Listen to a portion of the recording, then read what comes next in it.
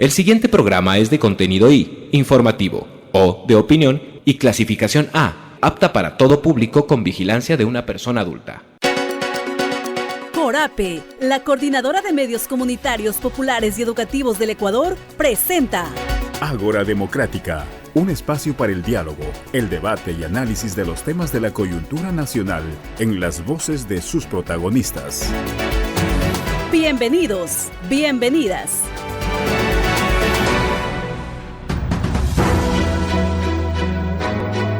¿Qué tal, amigas y amigos? Estamos en una nueva emisión de Ágora Democrática, la primera de este mes de abril. Hoy, como cada semana, analizaremos y debatiremos temas de la coyuntura nacional. Antes de iniciar, les agradecemos por la sintonía a través de nuestros medios comunitarios afiliados a Corape a nivel nacional, a través de nuestro canal de YouTube y también a través de nuestras redes sociales.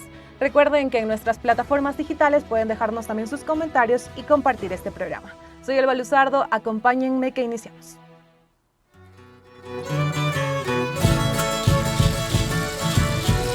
Rostros, voces y colores. Expresión de tierra diversa y mágica.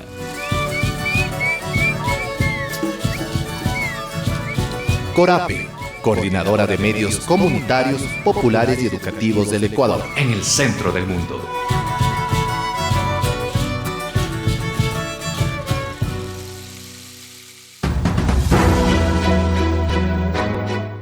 El sistema de justicia ecuatoriano se enfrenta a fuertes críticas y cuestionamientos. El caso Metástasis y ahora Purga, que involucra a jueces, incluida la expresidenta de la Corte Provincial de Guayas y a un ex legislador, nos lleva a preguntarnos a qué nivel la corrupción se ha arraigado en la justicia del país.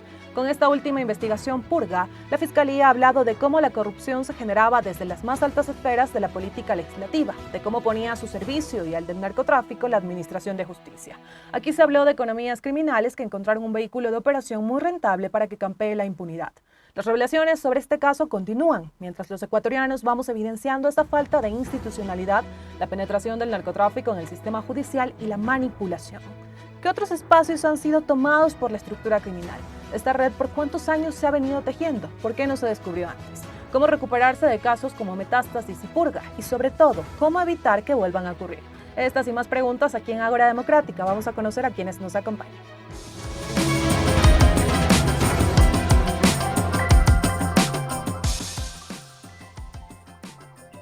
Está junto a nosotros Ramiro Aguilar Torres, él es abogado y ex asambleísta nacional.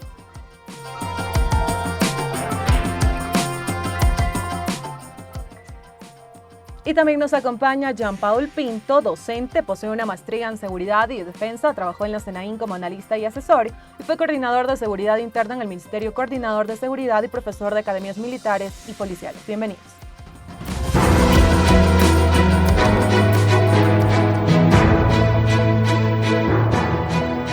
Amigos y amigas, en esta primera parte vamos a analizar el sistema de justicia en nuestro país, Ecuador. Y empezamos con el señor Ramiro Aguilar. ¿Cuándo considera el sistema de justicia de Ecuador empezó a tener ese quiebre? ¿Qué se empezó a hacer mal? Bienvenido. Un saludo muy cordial. Es un placer estar aquí. ¿Cuándo se empezó a torcer esto? Yo creo que esto se empieza a torcer, el tema de la justicia en el Ecuador, probablemente desde 1979. ¿Sí? Es decir, en la época de la partidocracia, el botín de cada congreso era la Corte Suprema de Justicia y la reorganización judicial. Creo que entra en un clímax, digamos que intenso, en el momento en el que, precisamente para salir de la Corte de la partidocracia, el gobierno del expresidente Correa convoca una consulta popular para poner a un ingeniero en sistemas de presidente del Consejo de la Judicatura.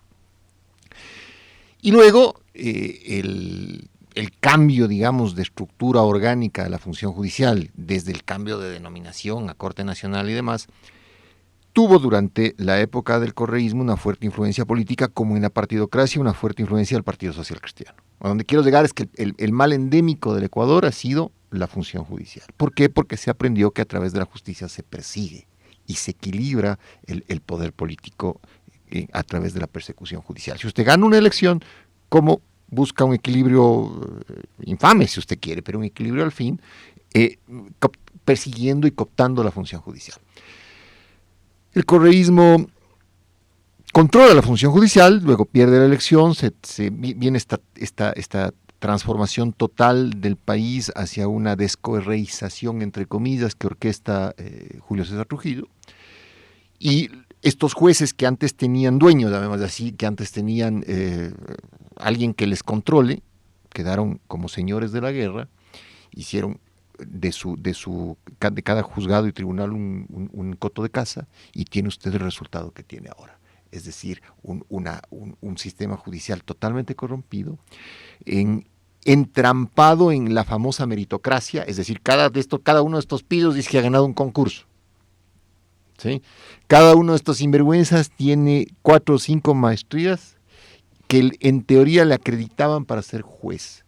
Y lo que debió haberse hecho desde el 2000, porque hay un montón de gente que hemos venido planteando el tema, es una verdadera escuela judicial, pero ya vamos a eso un poco más adelante. Ok, perfecto. Y en este primer análisis le agradecemos al señor Aguilar y también pasamos con el señor Jean Paul Pinto también. Consultarle acerca de su visión, de su análisis de este sistema de justicia en Ecuador. ¿Cuáles usted también considera son esas debilidades? Bienvenido. Bueno, la principal debilidad es realmente el tema de la cooptación, ¿no? El narcotráfico tiene tanto poder económico que es capaz de cooptar lo que sea, ¿no? Fiscales, jueces, policías, militares, y creo que la justicia es un poco el resultado de esta penetración del crimen organizado. Que esto es un poco de hace unos 2 años, tal vez 3 años, porque antes de la pandemia no teníamos lo que vivimos actualmente, ¿no? Es algo bastante reciente, pero la cooptación ha sido tan fuerte que muchos fallos, muchas decisiones de justicia pueden ser ahorita cuestionadas. Alguien podría decir, reveamos todos los casos de los últimos 3 años y dejemos de foja cero y volvamos otra vez a retomar los procesos, ¿no? Entonces, lo que ha pasado en el Metástasis y en el caso Purga es el resultado de lo que vive la sociedad. Temas de corrupción, de infiltración, de cooptación, ilegalidades en todo sentido. Y mira que el único de los pocos estamentos que pensábamos que no había sido infiltrado era la justicia, ¿no? Ya todos estaban más o menos cooptados. El llamar al Ecuador un narcoestado no es una exageración como tal. Estos casos nos han hecho ver que realmente el poder del narcotráfico permeó todos los aspectos de la sociedad y el sistema judicial no fue la excepción. Y por eso es que hemos asistido, ¿no es cierto?, a un montón de fallos polémicos que hay que revisar y que evidentemente entendemos después, ahora sí, con los casos que han sido descubiertos del por qué los jueces fallaban de tal o cual suerte, ¿no? Entonces, realmente, tal como decía también Ramiro, lo que hay que hacer es un poco una depuración de todo el sistema, hay que hacer la escuela, porque realmente no se puede confiar. O sea, si yo tendría un problema judicial actualmente, yo no estoy seguro que podría ganar. Me parece a mí más bien que la otra parte podría ganar si es que hace las cosas de forma ilegal. Entonces, ¿cómo tú puedes confiar en un sistema en el cual realmente todo está cooptado y todo tiene un precio? Entonces, tal sentencia, tal ejecución tiene un valor, entonces significa que no hay justicia en el Ecuador y que hagas lo que hagas, realmente estás en manos del que tiene más dinero, más poder, él se va a terminar imponiendo en las decisiones judiciales. Señor Aguilar, y en medio de todo esto que está ocurriendo en el país, se habla mucho de la politización de la justicia. ¿Cómo analiza usted también este concepto? Como te decía, es decir, en el momento en el que un político le llama a un juez y le pide perseguir a otro político, olvidemos las banderas, el juez puede hacerle el favor y perseguir a un político, igual un fiscal o una fiscal. Pero después, como ya le has hecho cruzar la línea roja, ya le corrompiste, entonces lucra por sí mismo, es decir, ya le hace el favor al narcotraficante, le hace el favor al funcionario corrupto y ya no tiene régimen disciplinario, porque el régimen disciplinario del juez, que debería ser de control político básicamente, se diluye. ¿Quién le va a controlar? El Consejo de la Judicatura. Y si ves que además ha sido cooptado el Consejo de la Judicatura de una manera brutal por el narcotráfico, entonces no tienes idoneidad en el juez, no tienes control disciplinario, y tienes políticos usando la justicia para perseguir a otros políticos, el famoso lawfare. Entonces, en ese contexto, se confluyen dos elementos contaminantes: el dinero, el narcotráfico y la política, que termina llevando el debate que debería darse en el pleno de la Asamblea Nacional, en las calles, en los colectivos, termina llevándose a un tribunal, al despacho de un fiscal. Pierdes una elección, ok, equilibras esa pérdida de la elección persiguiendo al que ganó, tratando de despojarle del poder. Historia vieja en el Ecuador, pero nos ha hecho mucho daño. Y también consultarle al señor Jean Paul Pinto, a más de este concepto que le acabo de consultar al señor Aguilar, también hay quienes sostienen que la eliminación del Ministerio de Justicia ahondó en generar esta impunidad y lo que está ocurriendo en el país. ¿Qué opina usted también acerca de esto? Mira que sobre todo la eliminación del ministerio le afectó al SNAI, al tema de cárceles, ¿no? Había realmente un ministerio que también está velada por los temas de rehabilitación y reinserción social de los PPLs, y actualmente eso realmente o es muy pequeño o no existe o no se aplica. Entonces yo te diría que sí.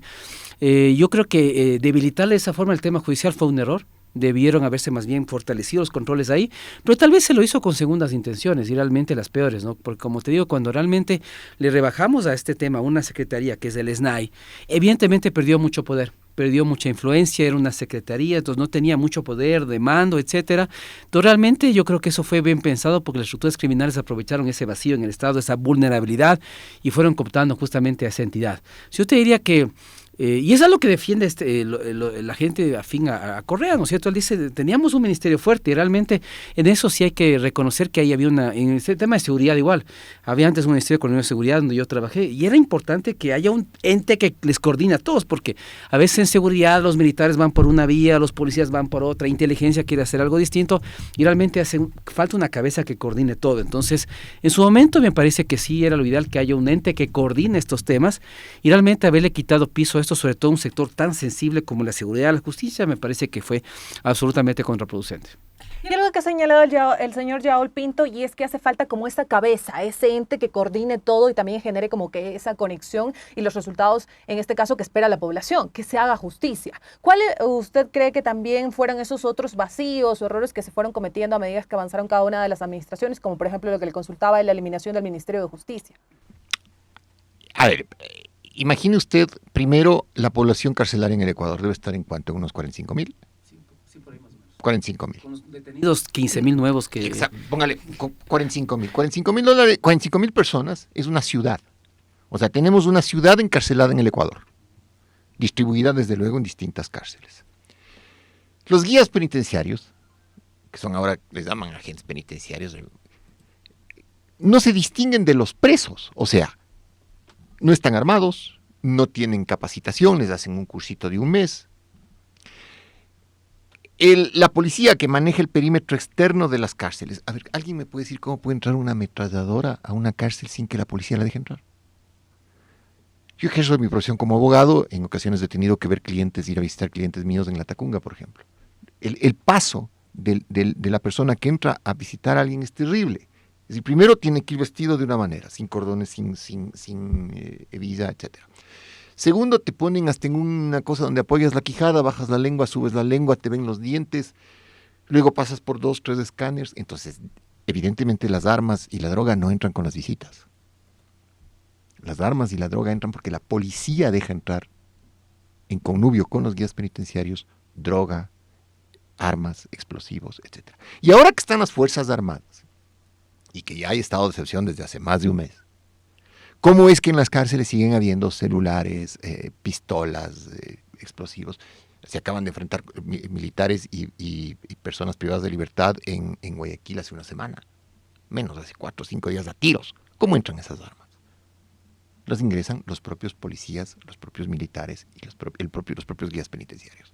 En ese contexto, no solo que no hay una cabeza en función de la pregunta que me hace usted. No es que no solamente hay una cabeza, hay un caos absoluto. Es decir, la ausencia total de políticas públicas, de política criminal, de políticas públicas en términos de seguridad, es tan grande que se ve reflejada en lo que pasa en las cárceles. Si las armas entran caminando, entonces no se puede hacer nada. Y también consultarle, señor Jean Paul Pinto, a más de esta cabeza, que sea la que en este caso vigile cómo funcionan todos estos temas, también el tema de la justicia. Uno también se consulta, ¿cuenta la justicia con los recursos suficientes para cumplir su labor, sobre todo en un país como en Ecuador, en donde se habla de déficit fiscal en diferentes aspectos, salud, educación? Pero ¿qué pasa también con la justicia y los recursos? Ahora, mira, actualmente estoy trabajando en un plan con la Cámara de Comercio de Quito sobre seguridad y yo les mostraba la participación del sector privado. Y es increíble cómo el sector privado podría trabajar varios temas en las cárceles diferentes. Y son muchos temas en temas de educación, de emprendimiento, de trabajo y N temas. Entonces ahí se puede hacer una figura de alianzas público-privadas que en otros países funciona. El BID, el Banco Mundial nos dan ese tipo de lecciones. Dicen, miren, si quiere mejorar la seguridad, recuerde que el sector privado es un actor súper importante. Si no tiene fondos, fondece también el sector privado. Es una lógica de ganar-ganar. Entonces el actor estratégico que no hemos considerado hasta ahora es el sector privado. Y los GATS también. Entonces yo te diría que lastimosamente nuestra mirada ha sido muy estatal y esto responde a una falta de cultura de seguridad. El otro tema que el Estado no ha trabajado y el CIES tampoco ha trabajado son los temas de cultura de inteligencia, cultura de seguridad, porque no entendemos que el sector privado también tiene un rol clave en el tema de cárceles y podría aportar en muchos aspectos en el tema de rehabilitación y reinserción, lo mismo el tema de GATS. Entonces yo te diría que no estamos haciendo lo necesario. Las miradas son muy focalizadas. Por ejemplo, sabemos que el 8 de abril se instala el comité de crisis, que ya se hizo el decreto, ¿no es cierto? Pero yo digo, ¿qué va a hacer ese comité de crisis? Porque hemos perdido como 2 o 3 meses que los militares están justamente en las calles y deberíamos haber fortalecido con un plan al SNAI, deberíamos haber fortalecido y equipado a la policía, pero pensábamos que con poner a los militares en las cárceles y en las calles todo se iba a solucionar y nos damos cuenta actualmente que esto no está pasando. Los niveles de violencia que tenemos con respecto al año pasado en la misma fecha son muy similares. Y eso que los militares están apoyando en muchos aspectos. Entonces, cuando se acabe el estado de excepción, levantemos el conflicto interno armado que tenemos, ¿qué va a pasar? Me parece que vamos a regresar a la situación que teníamos hace unos 2 años, hace meses atrás, y va a ser muy grave para el país porque no hemos trabajado coordinadamente con todos los ministerios, sector privado, el GATS, en el tema de seguridad, en el tema de justicia, de cárceles. Nos limitamos al SNAI, pero el SNAI es un actor entre muchos más. Y lastimosamente la mirada que tenemos es completamente limitada y no es la que deberíamos tener. Seguimos aquí en Ágora Democrática para todas las personas que se conectan semanalmente a este programa y ahora también consultarles a nuestros invitados estamos hablando sobre el sistema de justicia, pero bueno, también es inevitable hablar de este sistema de justicia y no hablar sobre la situación de seguridad que está atravesando Ecuador. Y también consultarles aquí sobre el caso Metástasis y ahora Purga. Señor Aguilar, ¿cómo analiza usted estos casos que han develado estos nexos y conexiones entre la justicia, políticos, policías, figuras de televisión, grupos delictivos? Escuchamos. Bueno, lo primero es que están incompletos. Es decir, mucha gente, conversando, le dice, bueno, ¿por qué solo en Guayaquil? O sea, ¿solo los jueces guayaquileños son propensos a ser cooptados por el narcotráfico? Entonces, lo primero que yo le digo es, está bien que se hayan hecho los casos Metástasis y Purga, está perfecto, pero están incompletos. Es decir, falta desarticular las estructuras criminales de vinculación entre el narcotráfico y la justicia en Quito. O sea, si Guayaquil estaba como estaba, imagínense cómo está Quito. Cómo está Los Ríos, cómo está Santo Domingo, cómo está Manabí. Entonces, claro, hay mucho destello, mucho flash, mucho reflector en torno a los personajes políticos que están involucrados en los casos. No es cosa menor que esté preso el presidente del Consejo de la Judicatura, el expresidente del Consejo de la Judicatura. No es cosa menor que esté preso Muentes, del hombre cercano a Nebot. Pero mire, esto es tan incompleto. Muentes no habría podido tener jamás el poder que tuvo sin que Nebot lo supiera. ¿Alguien le ha hecho declarar a Jaime Nebot? La directora del Consejo de la Judicatura de Guayaquil, la señora María Josefa Coronel, dijo, no, sí sabíamos todos. ¿Cómo sabían una red criminal de esa magnitud y no hicieron nada? Entonces, lo primero que le digo es, están incompletos.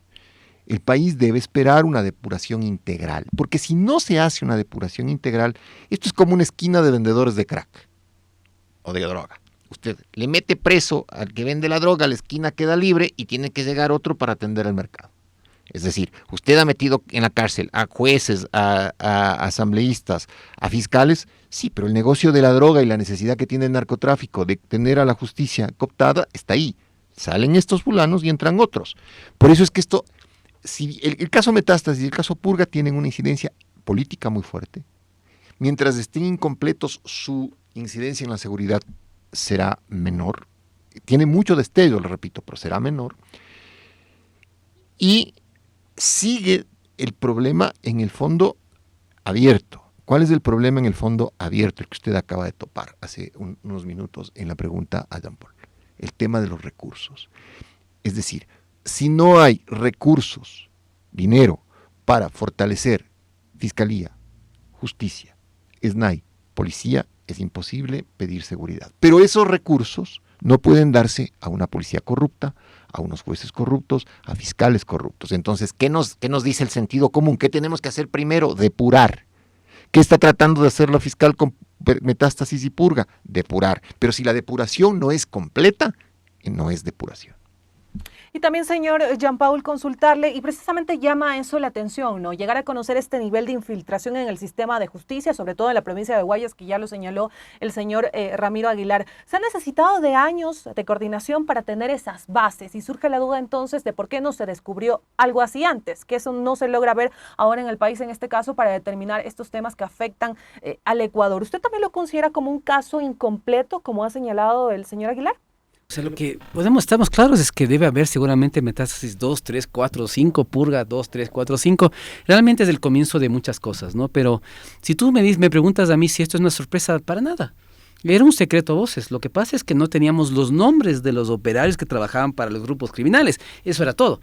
Pero estábamos claros que en el país, nosotros, el narcotráfico, y Pancho Huerta en su momento, hace mucho tiempo lo dijo, el Ecuador está yendo hacia un camino de un narcoestado, y él tuvo razón. Cada vez que escuchábamos a Villavicencio, nos puede gustar o no, pero nos dimos cuenta que él tenía la razón, y a veces nos parecía tan fantasioso lo que él decía, que decíamos, pero se está inventando, es un tema de revanchismo político. Y después, cuando yo le escucho los discursos ahora a Fernando, me doy cuenta cuánta razón tuvo él, y Cristian Zurita igual. Entonces ellos nos alertaron de lo que estaba pasando, ¿no? Y mira que detrás de eso, como decía Ramiro, el trasfondo es que el narcotráfico tiene tanto poder económico que cuando se murió Pablo Escobar, el narcotráfico siguió más fuerte, porque mucha gente pensaba que muerto Pablo Escobar, el narcotráfico se iba a acabar en Colombia y todos íbamos a vivir en una isla de paz. Y realmente Colombia está cada vez con mayores problemas de narcotráfico, y Pablo Escobar murió hace 30 años. Entonces, el otro debate que nos falta en la sociedad es cómo quitarle rentabilidad y poder al narcotráfico.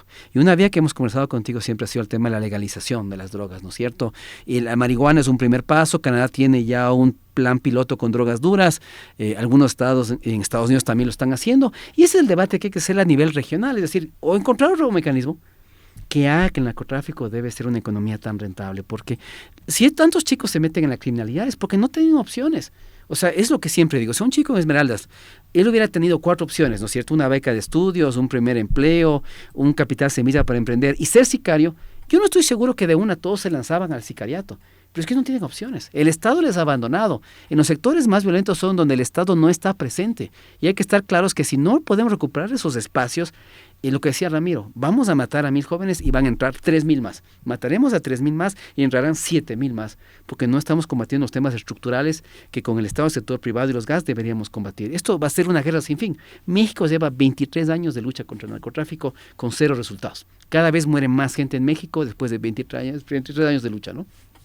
Y señora Aguilar, ¿qué otros espacios considera usted podrían ser tomados en este caso por este engranaje que hemos visto en donde se está articulando policías, funcionarios de justicia? Ahora también vemos figuras de televisión, pero también por ahí se escucha hablar un poco acerca de un tema que en pandemia nos llamó mucho la atención, y era también el tema de los insumos médicos en hospitales, la corrupción.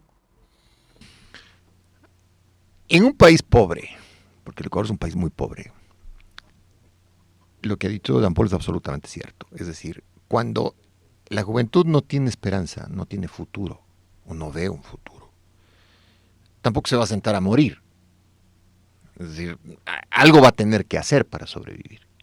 Y el mundo del crimen ofrece esa alternativa. Que no digo que sea un condicionante o que necesariamente todas las personas que tienen carencia de recursos terminan en delincuentes. No. Pero el caldo de cultivo, la tentación es muy fuerte. Y ahora no solo hay tentación, es decir, las bandas criminales están casi obligando a los chicos, obligando a los jóvenes, hombres y mujeres, dentro de los colegios, a prostituirse, a traficar, a consumir. Y si es que no lo haces, entonces te matan o amenazan a tu familia. Puede ser una visión apocalíptica la que estoy dando, porque estamos todos contagiados de miedo. Todos estamos, al menos yo estoy totalmente hastiado de ver noticias donde la violencia es el principal protagonista. Yo mismo estoy hastiado de salir a la calle con miedo. Tenemos derecho a vivir en un país que al menos nos dé paz y seguridad. Y la razón de ser de un Estado, la primera razón de ser del Estado, de cualquiera, en el contrato social inicial, es que los individuos tengan seguridad, que no se maten entre ellos. Ok. Pero hoy estamos muy apocalípticos. Y el presidente Noboa nos está además queriendo sacar del apocalipsis frente a una consulta popular que topa temas de seguridad, vendiéndonos del humo.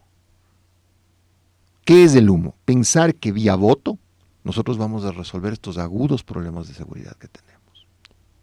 Y eso es un espejismo que el momento en el que se rompan, el momento en que se rompa la burbuja, es decir, cuando la gente ya vote sí, y pase 1 o 2 meses y siga la violencia, la gente le va a decir a Novoa, bueno, ¿y qué más quieres? Y entonces, y con esto termino, hay que replantearse el tema apocalíptico desde un punto de vista ideológico. Me explico mejor. Siempre que un país tenga un gobierno neoliberal, va a ver al pobre, al fracasado, al detritus de la sociedad como un elemento descartable.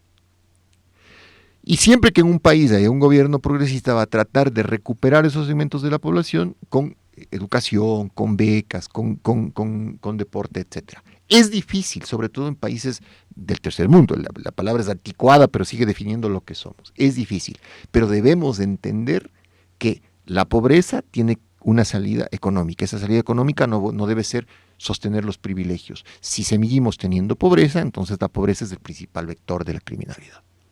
Señor Jean Paul Pinto, y también consultarle un poco, ¿cómo uno también entender, las personas que estamos afuera y que en este caso no conocemos al 100% el sistema de justicia, el sistema de seguridad, cómo se unen estos dos? O sea, ¿qué tanto impacta, por ejemplo, un caso como Purga y Metástasis en el tema de la seguridad en Ecuador? Porque escuchábamos al inicio, cuando la revelación del caso Metástasis, que la fiscalía Ana Salazar hablaba que podría haber un repunte o una respuesta por parte de organizaciones criminales con esta investigación que ella estaba haciendo. Mira que el principal problema de la seguridad, de la inseguridad, siempre va a ser la impunidad. Mientras existe impunidad en una sociedad, jamás puede haber seguridad. Porque mira cómo, yo me pongo los zapatos de un policía, ¿no? Yo arriesgo mi vida, capturo a un líder, ¿no es cierto?, de una banda criminal muy peligroso, y llega, ¿no es cierto?, al donde el juez y le dicta medidas sustitutivas, y ¿sabe qué? No hay pruebas suficientes, salga por favor. Y ese policía no se va a volver a jugar otra vez por detener a un criminal.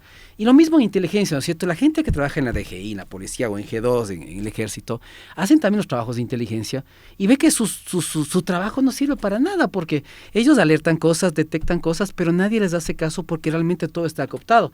Entonces, yo te digo que es muy grave porque cuando hay impunidad y no hay justicia, los policías, la gente que trabaja en inteligencia, los mismos fiscales ya no se juegan la vida porque saben que realmente como está todo cooptado, ellos no van a hacer su trabajo. Y es lo que ha pasado. Muchos jueces, si no están cooptados por amenazas, por miedo, dictan otras medidas que deberían dictar porque ellos no van a poner en riesgo su vida y la vida de sus familias, como decía Ramiro. O sea, yo no me voy a jugar. ¿Por qué me voy a jugar yo por un Estado, no es cierto, que está cooptado? Entonces, el gran problema, como decía Ramiro, yo lo dije en muchas entrevistas, es la primera medida por la cual el presidente debió comenzar es justo la depuración. Es que en México pasó eso. Cuando llegó Fox y cuando llegó Calderón a México, ellos se dieron cuenta que no estaba perdida la guerra porque todo estaba cooptado. Los militares, la policía, la gente de inteligencia, todos trabajaban para los carteles de la droga. Entonces la primera cosa que debió hacer era una unidad de investigación independiente para detectar a policías, militares, fiscales, jueces, gente del CIES infiltrada. Y una vez que tú depuras eso, puedes comenzar la guerra contra las drogas o lo que tú quieras. Pero con gente que está infiltrada, hacer una guerra es perdido. Y es lo que estamos viendo actualmente. Por eso hasta ahora no hemos ganado y no estamos ganando. Las victorias que aparentemente tuvimos estos meses, te puedo decir, Elba y Ramiro, se han perdido. Porque el nivel de violencia está escalando al punto que teníamos antes. Entonces nos damos cuenta, como decía Ramiro, que la falta de conocimiento y experiencia del presidente y de su entorno nos ha pasado a factura. Nombramos tarde al SNAI, nombramos tarde al director del CIES, no hay plan Fénix, no hay política pública en seguridad y pensamos que los militares iban a resolver eso. Es falso. La militarización de la seguridad en otros países tampoco ha funcionado y tampoco está funcionando acá. Entonces es un error tras error lo que hemos hecho realmente. Y hablando del tema de que usted nos pasa factura, ¿cómo también entender la factura que nos va a pasar casos como Metástasis y Purga, no solamente en el sistema de justicia, porque ya lo ha dicho el señor Jean Paul Pinto, la primera forma de que haya injusticia también es el tema de la situación de seguridad, de la impunidad, o sea, todo está relacionado en este caso. ¿Cuáles son esas facturas que vamos a tener con Purga y Metástasis en el país? Bueno, pero el tema de la inversión extranjera, pues es decir, ¿quién va a venir a invertir en un país donde la justicia está totalmente corrompida y donde te pueden secuestrar, vacunar o matar? Entonces, la incidencia de la delincuencia en la inversión pública es directa. Pero yo quiero hacer un matiz. Usted mencionó que la fiscal dice que las bandas criminales pueden activarse y tener un rebrote de violencia porque ella está en el caso Purga y Metástasis. Eso es una idiotez. Porque es darle contenido político a la delincuencia común. que es la misma idiotez que hizo el presidente al elevarles al rango de terroristas a delincuentes comunes. Son delincuentes comunes, son peligrosos, pero no son terroristas. En el momento, y esta declaración la hizo la fiscal porque la fiscal es un agente político también, y a veces un agente político antidemocrático, en este tema del lawfare que hablábamos al inicio de la entrevista. Pero, si los grupos de delincuencia organizada, que están armados, que son violentos, que no tienen esperanza, llegaran a pensar como la fiscal cree que están pensando, es decir, que para oponerse a la consulta están reactivando su actividad de violencia, les estaríamos dando un contenido político. Y en el momento en el que los grupos de delincuencia organizada tengan un liderazgo político y se den cuenta que el problema no es el narcotráfico, que el problema no es el no acceder a la educación, que el problema es un sistema que no les va a dar esperanza bajo ninguna circunstancia, que es lo que van a querer hacer, cambiar el sistema. Y cuando quieran cambiar el sistema y tengan un liderazgo político, repito, no quiero ser apocalíptico, pero el Ecuador, en estos niveles de desgobierno, de caos, de violencia, está frente a una posible guerra civil sin duda, en el momento en el que los grupos de delincuencia organizada tengan un liderazgo unificado político y quieran, además, cooptar el sistema de mando en el país, el poder político en el Ecuador. Cuidado la fiscal con esto de a veces hacer de vedette política. Termina invocando al diablo, ¿no? Hay cosas que hay que desarticular rápido mientras se deben desarticular. Haití es un ejemplo de eso. En Haití, las bandas criminales le ponen le corren al presidente y le hacen salir al primer ministro, grupos de mercenarios matan al presidente, no hay fuerzas armadas, ahí la comunidad internacional tiene que ir a controlar hasta el espacio aéreo. La gente dice, ¿sabes qué es Haití? Cuidado, Ecuador está a 25 metros de Haití. Y en este caso también, señor Jean Paul Pinto, hablando de este rol que ha tenido la fiscal en estos casos como Metástasis y Purga, hay quienes cuestionan el trabajo de ella investigativo que ha venido realizando y hay otros que también señalan pues es un trabajo adecuado, pero hay quienes consultan por qué no investigar otros casos. El señor Aguilar hace un momento hablaba que también pasa con el sistema de justicia en una ciudad grande como Quito. ¿Qué opina usted acerca de esta figura que ha tenido central la fiscal Diana Salazar en el caso Metástasis y Purga? Yo creo que deberíamos tener, para tratar de investigar todo, habría que tener 4 o 5 Dianas Salazar. O sea, realmente es la magnitud de los escándalos es tan fuerte que deberíamos tener 4 o 5 fiscales en el Ecuador para atender simultáneamente todos los casos. Hemos visto miles de chats, miles de conversaciones, miles de documentos. Entonces yo creo que realmente no hay abasto. O sea, deberíamos tener el doble de equipo en la fiscalía para realmente comenzar a ver a Quito y otras plazas como tal, ¿no? Ahora, en lo que concuerdo con Ramiro es que yo pensaba que era un poco apocalíptico, pero es la realidad, o sea, es la distopía. Yo siempre en los análisis de seguridad que hacía, lo hice el año pasado, dije, cuidado, nuestro espejo ya no es ni siquiera ni México ni Colombia, porque en el caso de homicidio les hemos rebasado, nuestro espejo tiene que ser Haití. Ahora, ¿por qué no ha pasado lo de Haití, que es otra cosa interesante? ¿Y por qué hubo un repliegue? Porque yo creo que los carteles mexicanos, lo que les interesa es el negocio, es una multinacional. Entonces, cuando se decretó el conflicto interno armado, salieron los militares, seguramente la disposición fue no se confronte. Más bien mantengan las rutas, negocian las rutas, coopten, y la mercancía tiene que llegar, porque esto es un negocio. Y lo que seguramente dijeron es, no hagan nada que pueda dificultar el negocio. Entonces vamos a mantener el negocio. Pero ¿qué es lo que pasa ahora? Seguramente hay gente que está en las cadenas abajo de distribución que comienza a cooptar territorios, a no cumplir órdenes, a favorecerse y les van matando. Entonces yo no, y como decía Ramiro, no creo que esté ligado al tema político lo que está pasando ahora. Es simplemente una disputa de territorios porque el negocio sigue, el negocio crece y evidentemente hay unos grupos que quieren sobreponerse sobre otros, ¿no? Pero yo te diría que realmente la situación es bastante compleja, sobre todo después del estado de excepción. Y la otra cosa que el presidente no ha medido cuando hizo el tema del conflicto interno armado, como decía Ramiro, es que ¿quién va a querer venir de turismo a un país que tiene un conflicto interno armado? O sea, realmente no, para un europeo creo que no es factible eso, ¿no es cierto? Para un norteamericano. Entonces, esas medidas se tomaron porque no había opción, había que hacer el conflicto interno armado para que los militares salgan, pero en el nivel económico y turístico fue devastador. Y hay que entender que mientras tengamos estas figuras, eso va a afectar a la inversión, al turismo, a la economía, a los negocios como tal. Entonces, resolvemos un problema, pero creamos 2 o 3 problemas más. Entonces, yo te diría que, y para finalizar, yo creo que Fernando Villavicencio fue un tipo valiente. Se las jugó y lo mataron por eso. Diana Salazar también, por fuera de cualquier cosa, ha sido valiente en lo que ha hecho. Yo sí quisiera que en Ecuador haya más gente valiente de ese estilo, ¿no es cierto? Y como dice Ramiro, deberían haber 4 o 5 más, o 6 más como edad, pero lastimosamente en el país no hay gente tan valiente como eso, porque está clara de que uno, si es muy valiente en el Ecuador, termina en la tumba. Y realmente hay muy poca gente en el país que quiera jugarse el todo por el todo, sabiendo que le pueden matar en cualquier momento. Pero debería haber, desde mi punto de vista, mucha gente más como Fernando, como Cristian Zurita, como Diana Salazar. Ojalá hubieran 100 personas así, porque este país sería distinto. Y con esta intervención nos vamos a una pausa, pero ya regresamos aquí en Ágora Democrática. Sigan en sintonía de este espacio, amigos y amigas de los medios comunitarios de Corap. Inicio de espacio publicitario.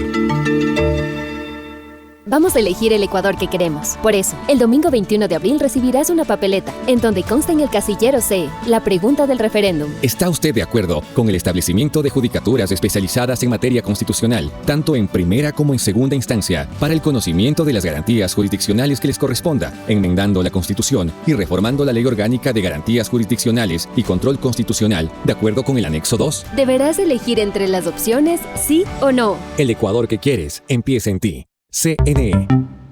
Actualidad informativa y precisión. Corape. Une al Ecuador. Vamos a elegir el Ecuador que queremos. Por eso, el domingo 21 de abril recibirás una papeleta en donde consta en el casillero D la pregunta del referéndum. ¿Está usted de acuerdo que el Estado ecuatoriano reconozca el arbitraje internacional como método para solucionar controversias en materia de inversión, contractuales o comerciales? Deberás elegir entre las opciones sí o no. El Ecuador que quieres empieza en ti. CNE. Un país que se informa es un país que se integra. Corape. Une al Ecuador. Vamos a elegir el Ecuador que queremos. Por eso, el domingo 21 de abril recibirás una papeleta en donde consta en el casillero E la pregunta del referéndum. ¿Está usted de acuerdo con enmendar la Constitución de la República y reformar el Código de Trabajo para el contrato de trabajo a plazo fijo y por horas, cuando se celebre por primera vez entre el mismo empleador y trabajador, sin afectar los derechos adquiridos de los trabajadores, de acuerdo con el anexo 4? Deberás elegir entre las opciones sí o no. El Ecuador que quieres empieza en ti. CNE. Fin de espacio publicitario.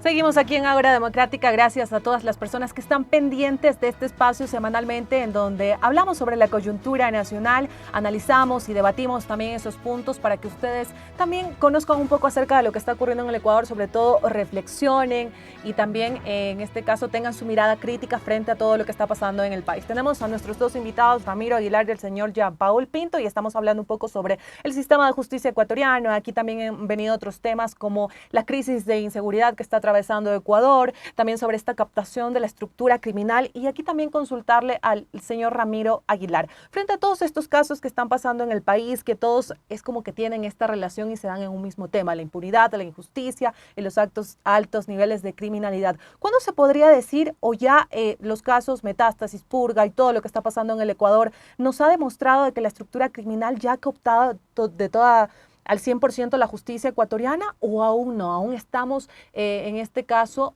con tiempo para poder hacer algo y evitar que esto se cumpla. Bueno, a ver, los estados siempre tienen tiempo, porque los estados a la final ejercen el poder legítimo, son los que tienen el garrote, la fuerza de la ley, decía Derrida. ¿Quieres dictas una ley? Sí, pero la ley sin fuerza no sirve para nada. Nosotros tres podemos dictarnos una ley, ponemos la ley en el papel, pero si no tenemos coerción, es decir, algo que nos pase si violamos la ley, entonces nos reímos de la ley, esa es la impunidad. Pero a la final el uso legítimo de la fuerza lo tiene el Estado. El problema es que cuando quienes están usando la fuerza están podridos, como decía Jean-Paul, es decir, si no se ha hecho antes un proceso de depuración, estamos entregando recursos, estamos entregando armamento al enemigo, para usar una palabra más visual. Depurar primero. Ahora, siempre hay esperanza. Yo me resisto a creer que los 19 millones de ecuatorianos seamos todos echados a perder. El problema es que si durante muchos años no hay políticas públicas, señorita, no sabemos ni cuántos somos. Es decir, acabo de usar una cifra de 19 millones de ecuatorianos por tirarla a la mesa. Pero ni el censo pudimos hacer. porque no hubo voluntad política, porque no hubo recursos, porque no hubo organización. Entonces, esperanza siempre hay, pero tiene que haber voluntad política. Pero para que haya voluntad política tiene que haber un constructo ideológico, es decir, yo tengo que tener un presidente que me diga a mí cómo piensa el presidente y que no me mienta. Y el presidente tiene que tratar de romper los privilegios, porque las asociaciones protervas entre el sistema financiero, entre los grandes grupos empresariales y el narcotráfico son de todos los días. O ustedes creen que la plata que genera la droga sale en pacas de billetes solamente. Ingresan al sistema financiero. Y lo más triste de todo, lo brutal, es que ni siquiera, entre comillas, muy entre comillas, se reinvierte en el Ecuador. Es decir, la plata que genera el narcotráfico, el sacrificio y la violencia que está haciendo el país, no es que Jean Paul en el OV decía que había vivido en Cali. Cali era un emporio mientras había el cartel de Cali. El empobrecimiento brutal de Cali después de Carlos Rodríguez de Orejuela le hace un daño enorme a la ciudad, porque los colombianos al menos reinvertían en la ciudad. Eso no digo que sea bueno, lo que le digo es, hablo del fenómeno económico. En el Ecuador ni eso está pasando. Pero el dinero se va del país, no solamente en avionetas, no solamente en barcos, sino que a través del sistema financiero. Y se lava muchísimo dinero en el Ecuador. Y no hay un caso metástasis, ya que usamos la palabra, que depure, por ejemplo, las grandes redes de lavado de activos en el sistema financiero y en el sistema cooperativo. Señor Jean Paul, el señor Ramiro Aguilar ha hablado en este caso de la depuración, pero surge la duda también de cómo creer en una depuración en el sistema de justicia, por ejemplo, cuando vemos a un presidente del Consejo de la Judicatura detenido por una investigación, también a personas que han sido parte de la justicia en una de las ciudades más grandes del Ecuador. ¿Cómo creer de verdad en una verdadera depuración cuando vemos estas cabezas, estos mandos dentro de estos mismos procesos? Es lo que decía, no tiene que ser una entidad independiente por fuera de esto del Estado como tal, o sea, no puede ser ni parte de la Corte de Justicia, ni parte de la policía, de los militares.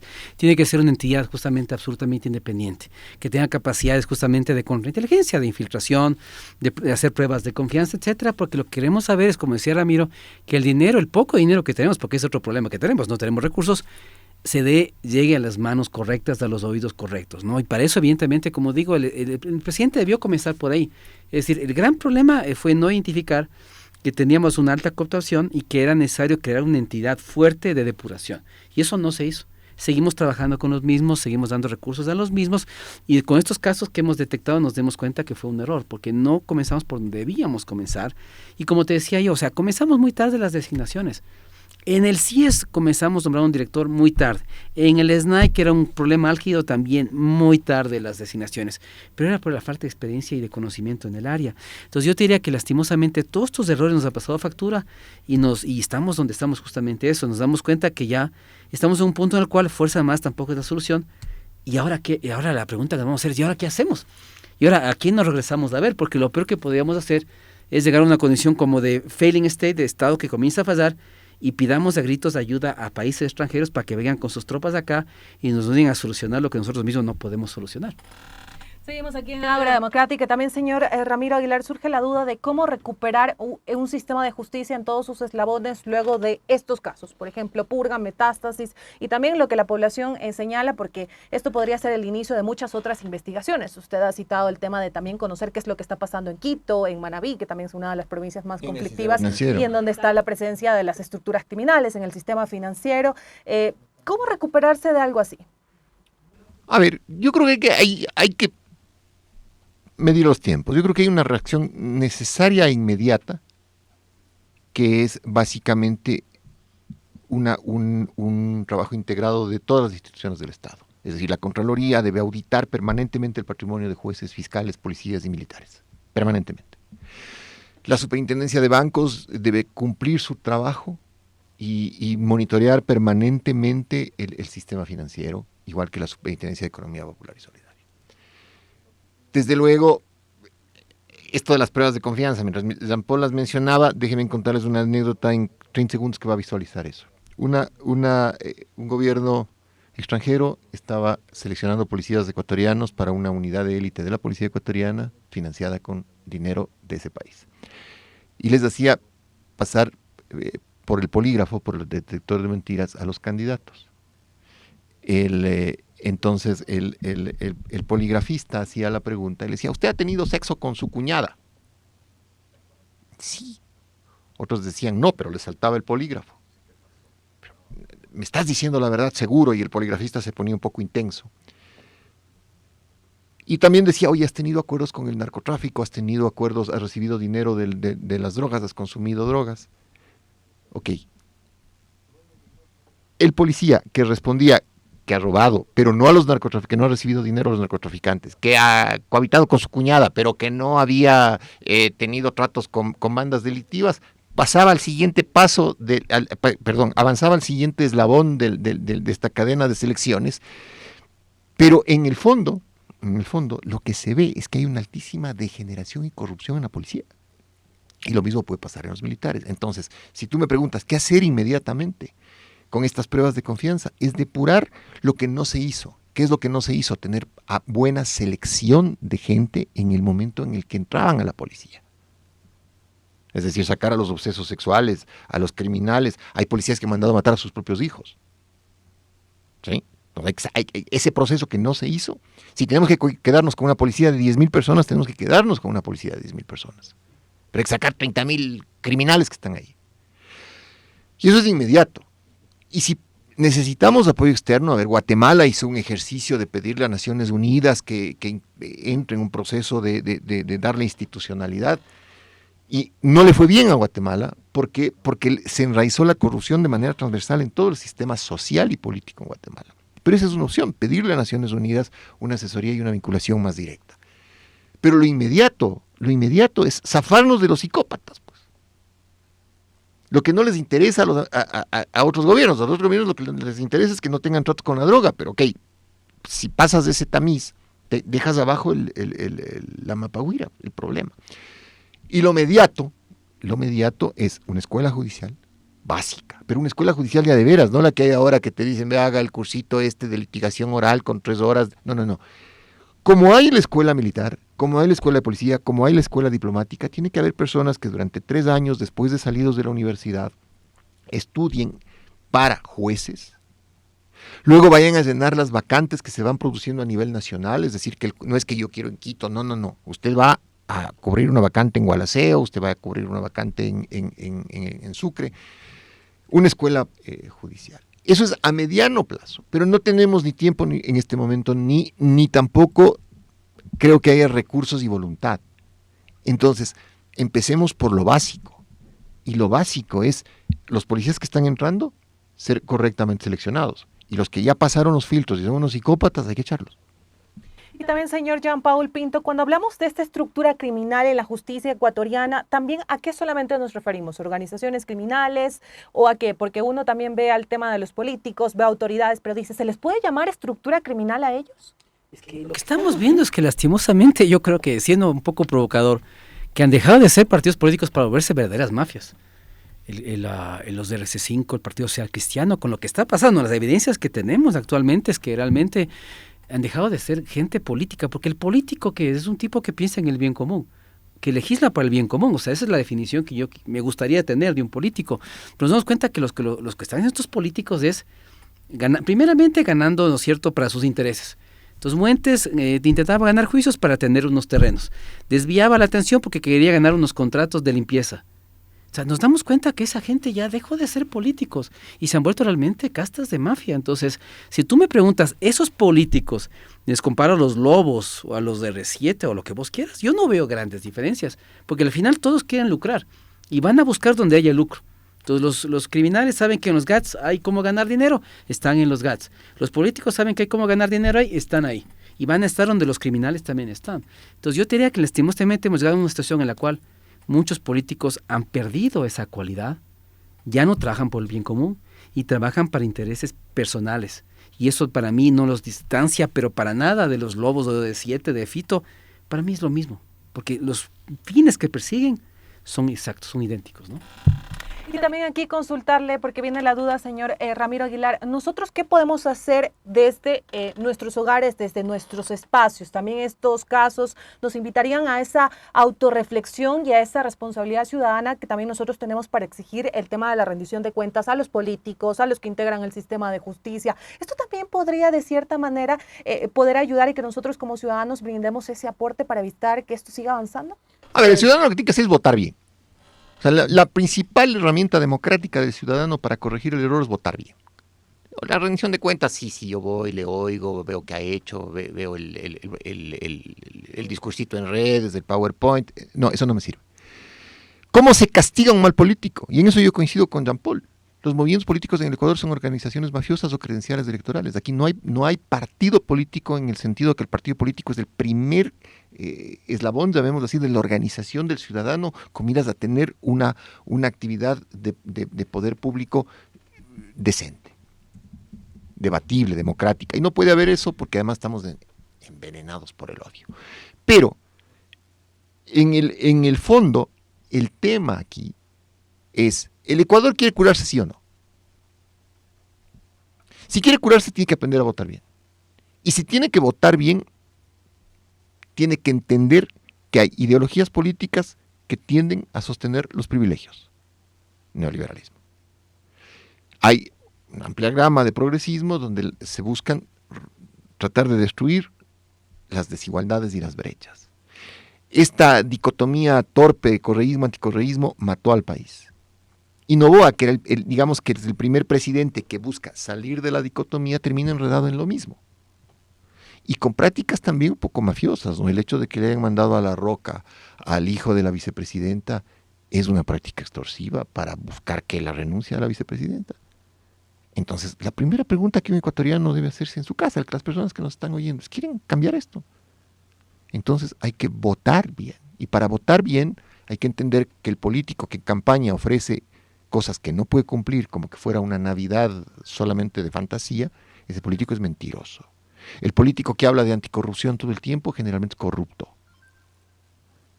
El mejor testimonio en la vida de un político es su pasado, su vida pública, la credencial que presenta a la sociedad. Y ahí, le repito, la mejor herramienta que tiene el ciudadano es el voto.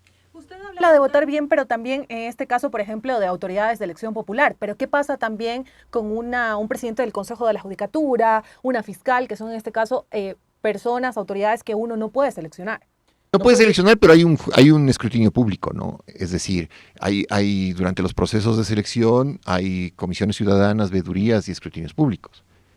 Pero si para ser fiscal general usted saca 10 sobre 20 en un examen y le aprueban y le hacen fiscal, entonces, si para ser presidente del Consejo de la Judicatura no le piden una trayectoria, sino que le piden ser amigo de la señora Mayra Salazar, entonces, ¿de qué estamos hablando? Señor Jean Paul Pinto, y también consultarle, dentro de todo este análisis que estamos haciendo de cómo está corrompido el sistema de justicia del país, estas críticas que también ha recibido, ¿podemos decir quiénes tienen más responsabilidades? ¿Los políticos, los que integran el sistema de justicia, las organizaciones delictivas, o todos en este caso, como se dice popularmente, son medidos con la misma vara? Creo que la responsabilidad es de todos, la corresponsabilidad, lo que te decía, ¿no? Miren el tema político. Yo recuerdo un caso emblemático en el Brasil con un diputado que se llamaba Tiririca, que era un payaso, el payaso acá. Y realmente él decía, verá, usted sabe lo que hace un congresista, si no sabe, elíjame y yo le cuento. Y ahí te das cuenta lo que decía Ramiro, lo que es importante trabajar de la cultura política, que la gente aprenda a votar bien. Pero yo me refiero ahorita al libro de 1984, ese famoso libro de George Orwell, ¿no es cierto? Él dice, la ignorancia es la fuerza. Entonces, ¿qué es lo que tú quieres? Que el pueblo sea ignorante, que no se eduque bien, que no tenga un pensamiento crítico y que solamente se deje guiar por la farándula, porque es lo que hacemos, ¿no es cierto? Le ponemos de candidato a la vedette, a la cantante, al chico guapo, conocido, porque la gente vota por eso, no vota por ninguna cosa más. Y el sector privado es justamente el rol que tiene, justamente es armar un tema de cultura política, de enseñar a la gente a votar y no creer justamente en cosas que son falsas, ¿no es cierto? Y en Colombia, mira, el sistema es aún más perverso, porque yo recuerdo que inclusive los presupuestos que tienen ellos es para la compra de votos. Todos ellos van a los pueblos, van a las ciudades y regalan cosas y saben que ahí se aseguran el voto de la persona. Y la gente realmente se deja comprar por eso y es increíble, ¿no? Pero los políticos viven de ese tipo de cosas, ¿no? Entonces yo te diría que lastimosamente nos falta mucho y como te digo, al político un poco no le interesa que el pueblo salga. O sea, no le interesa al mal político, ¿no? Al mal político no le va a interesar que en su barrio, que en su ciudad, en su cantón, la gente se prepara, debata, argumenta, porque sabe que al rato que pasa eso, no van a votar por él. Entonces lo que nos interesa es tener gente dominada, adoctrinada, sin educación, que no acceda a la universidad porque ahí va a ser más fácil el control. Recordemos un poco lo que hicieron los Khmer Rojos, ¿no es cierto?, en Camboya. Ellos eliminaron a 2 millones de personas, a toda persona que era capaz de pensar por sí misma la eliminaron, porque se dieron cuenta que esa era la forma de perpetuarse en el poder. Y eso es lo más perverso que puede haber. Pero es lo que digo, tenemos que transformar la sociedad ecuatoriana y la única forma va a ser a través de la educación, del pensamiento crítico, porque realmente si no, no tenemos salida. Vamos a estar de tumbo en tumbo hasta que por fin, como dice Ramiro, ya nos digan en Ecuador, nos digan, somos los haitianos ahora, solamente nos pintamos, vamos a ser un poquito más morenitos, pero vamos a estar igual que ellos. Estamos llegando a la parte final de Ágora Democrática, pero antes de eso le vamos a pedir a nuestros invitados que nos ayuden con su conclusión en un aproximado de 3 a 5 minutos y el señor Ramiro Aguilar que nos ayude con su conclusión sobre ese impacto de la estructura criminal en la justicia ecuatoriana. Ya hemos hecho un análisis, hemos abordado diferentes aristas, en este caso el tema de la crisis de seguridad, que está muy relacionada también con el tema de la impunidad y la falta de justicia en Ecuador. Su conclusión. Yo creo que el Ecuador está a puertas de una consulta popular. Creo que la responsabilidad del ciudadano es sentarse a pensar cómo votar. El cheque en blanco a un político siempre es peligroso, un cheque en blanco electoral, y una consulta popular donde se vota sí sin pensar es un cheque en blanco. Entonces la primera reflexión es, reflexionemos el voto antes de la consulta. Y la segunda gran reflexión, sin caer en la moralina, es la corrupción es transversal. Y la corrupción no solamente está en el sector público, la corrupción está en el sector privado. Y la corrupción en el sector privado en el Ecuador se llama viveza criolla, se llama ser avispado. El que no es avispado es gil. ¿Por qué? Porque la ley no tiene fuerza. Porque el ciudadano, cuando tiene un problema donde sus derechos están en juego, va a la justicia y la justicia tiene precio. Se va volviendo un círculo vicioso. ¿Sí? Es una serpiente que se muerde la cola y un país que no sale del problema. Entonces, soluciones inmediatas. Piense bien al votar en la consulta popular. Y segundo, en su vida diaria, entienda que si la corrupción es transversal, al menos usted no sea corrupto. Y señor Jean-Paul Pinto, también ya en la parte final su conclusión sobre ese impacto de la estructura criminal en la justicia ecuatoriana. Mira que el gran problema que hay que combatir es la impunidad. Realmente en Ecuador no hay justicia, todo tiene un precio, todo se puede comprar. Y yo creo que mientras no ataquemos a la impunidad, no va a haber seguridad, ¿no? Y eso implica, como habíamos señalado, el tema de que tengamos organismos de investigación independientes para justamente chequear quiénes realmente están infiltrados. Porque el espejo mexicano es interesante. Lo que ellos pasó hace 20 y pico de años no está pasando actualmente en el Ecuador. Y la otra cosa es la mirada. La mirada de la seguridad que tenemos no es la correcta. Deberíamos tener un enfoque más de seguridad humana, seguridad multidimensional, y esto implica que la seguridad las soluciones para el tema de inseguridad no están en la militarización ni en tener más policías, como decía Ramiro, peor policías de 6 meses o de 1 año, eso es absurdo. Las soluciones para el tema de seguridad están en los otros sectores que no están en el sector seguridad. Ministerio de Educación, Ministerio de Inclusión Social y Económica, Producción, sector privado, GATS, ciudadanos. Por ejemplo, en una ciudad donde no hay organización barrial, donde la gente no está organizada, no sabe qué hacer, la seguridad no mejora porque la gente piensa que es cuestión de linchar, quemar y matar. Entonces yo me acuerdo este famoso meme de un niño que le pregunta al papá, le dice, oye papá, si matamos a todos los malos, ¿quedamos solamente los buenos? Y él dice, no, quedamos solamente los asesinos. Y eso es un poco lo que estamos viendo, es decir, nos falta cultura de seguridad, nos falta cultura de inteligencia y no tratamos el tema con un enfoque multidimensional. Y pensamos realmente que el tema de la consulta va a solucionar muchas cosas cuando realmente, como dice Ramiro, no es así. Le estamos vendiendo a la gente unas soluciones que no son tal. Ahorita les vendimos que los militares eran la solución, que militarizar iba a solucionar todo. Nos damos cuenta que tampoco fue así. Y nos estamos quedando sin soluciones. Y frente a eso, como te digo, la mirada debe cambiar, multidimensional, más innovación, más política pública. Como decía Ramiro, tal vez rodearse de gente de afuera que ya pasó por esto, Colombia, México, Uruguay, en el tema de la legalización de las drogas, porque lo que hay que hacer realmente es quitarle poder al narcotráfico, quitarle rentabilidad al narcotráfico. La legalización es una vía interesante, hay que buscar más vías, pero hasta que no le quitemos rentabilidad al narcotráfico, esto no se va a acabar. Hay países que llevan 30 años de guerra contra esto, y la guerra contra las drogas que hizo los Estados Unidos ha sido un fracaso completo. Y ellos mismos lo han dicho, no abiertamente, pero ellos saben que esta lucha que ellos han emprendido es absurda. Porque mientras no se combata la demanda y la oferta sigue siendo el problema, solamente se combate la oferta, pero no la demanda, el problema nunca va a acabar. Y lo peor de todo es, como decía el Ramiro, los que ponemos los platos rotos somos nosotros, los muertos, la violencia, la inseguridad. Y ellos viven tranquilos. Es más, viven con la plata de lo que se lava. Porque la mayor parte de plata que se lava en el narcotráfico no se lava aquí, se lava en los países ricos. Por eso tampoco quieren que se acabe el problema del narcotráfico, porque tampoco les conviene.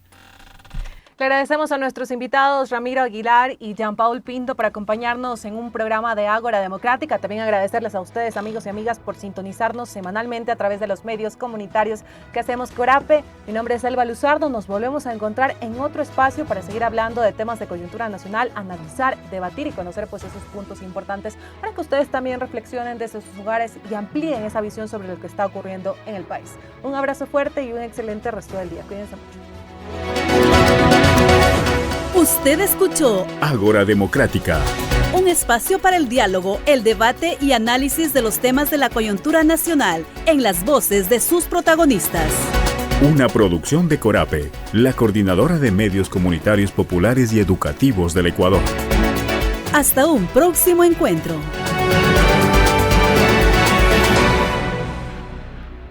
Una producción de Corape. Derechos reservados.